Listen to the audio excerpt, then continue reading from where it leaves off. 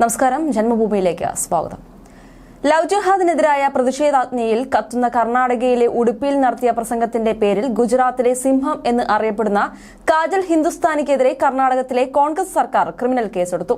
എന്നാൽ ശനിയാഴ്ച കർണാടക ഹൈക്കോടതി കാജൽ ഹിന്ദുസ്ഥാനിക്കെതിരായ ക്രിമിനൽ നടപടികൾ തടഞ്ഞുകൊണ്ട് ഉത്തരവിട്ടു. ബോളിവുഡ് സിനിമകളിൽ ഹിന്ദു സ്ത്രീകൾ അപമാനിക്കപ്പെടുന്നു. ബോളിവുഡിലെ ഹിന്ദി സിനിമകൾ ലവ് ജിഹാദിനെ പ്രോത്സാഹിപ്പിക്കുകയാണ്. ഇത്തരം ബോളിവുഡ് സിനിമകൾ തടയണം.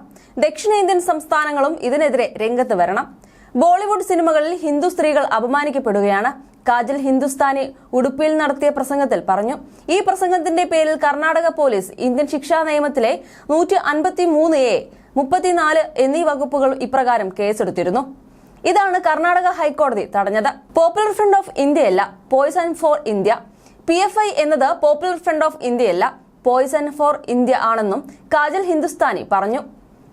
ഹിന്ദു പെൺകുട്ടികളുടെ ജീവൻ അപകടത്തിലാണെന്നും അവർ വിമർശിച്ചു. നേഹയുടെ കൊലപാതകം മറ്റൊരു കാര്യമാണ്. ഹുബ്ബള്ളി ധാർവാഡ് മുനിസിപ്പൽ കോർപ്പറേഷനിൽ കോൺഗ്രസ് അംഗമായ ഹിരേമതിന്റെ മകൾ നേഹ ഹിരേമതിനെ കഴിഞ്ഞ ദിവസം ഹുബ്ബള്ളിയിലെ കോളേജിൽ പ്രണയം നിരസിച്ചതിന് ഒരു മുസ്ലിം വിദ്യാർത്ഥി അതിക്രൂരമായി കുത്തിക്കൊലപ്പെടുത്തിയിരുന്നു.